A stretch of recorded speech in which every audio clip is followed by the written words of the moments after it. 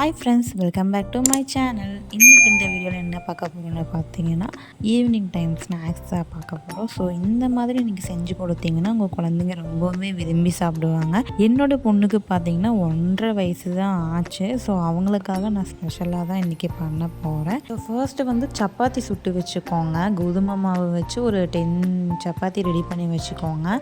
So next வந்து பார்த்திங்கன்னா, அடுப்பில் கடாயை வச்சுட்டு ஆயில் ஊற்றிட்டு கடுகு போட்டுக்கோங்க. கடுகு வெடிச்சதுக்கப்புறம் கொஞ்சமாக வெங்காயம் வந்து நம்ம ஆட் பண்ணிக்கலாம். நான் சின்ன வெங்காயம் தாங்க ஆட் பண்ணியிருக்கேன்.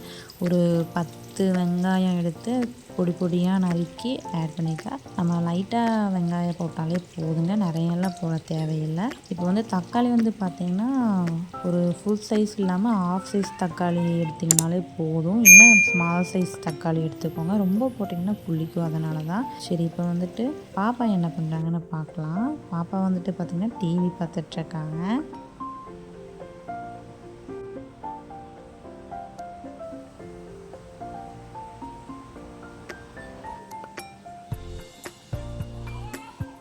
சரி, ஓகே, வெங்காயம் வெந்திருக்கும், நம்ம போய் தாளிச்சு விடலாம். ஸோ இப்போ பார்த்திங்கன்னா லைட்டாக பூண்டு வந்துட்டு ஒரு 4 பல் போட்டுக்கோங்க. ஸோ வந்து இதை வந்து தாளிச்சுக்கோங்க. நல்லா ப்ரௌனிஷாக ஆகணும். அதுக்கப்புறம் பார்த்திங்கன்னா கொஞ்சம் லைட்டாக மஞ்சள் தூள் ஆட் பண்ணிக்கோங்க.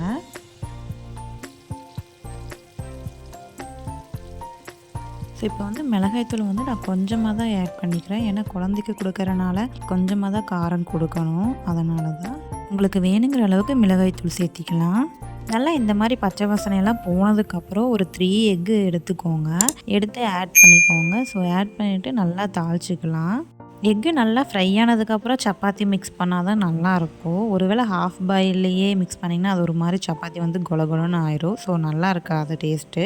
ஸோ இந்த மாதிரி ட்ரை பண்ணி பாருங்கள், டேஸ்ட் ரொம்பவுமே நல்லாயிருக்கும். ஸோ இது வந்து பார்த்திங்கன்னா நான் எக்கவே வந்துட்டு சப்பாத்தி கூட வச்சு சாப்பிட்லாம். அப்படி சாப்பிட்டாலும் டேஸ்ட்டாக தான் இருக்கும். ஸோ இந்த வீடியோ உங்களுக்கு பிடிச்சிருந்தா மறக்காமல் நம்ம சேனலை லைக் பண்ணுங்கள், ஷேர் பண்ணுங்கள், சப்ஸ்கிரைப் பண்ணிக்கோங்க அண்ட் பெல் ஐக்கானை கிளிக் பண்ணிக்கோங்க.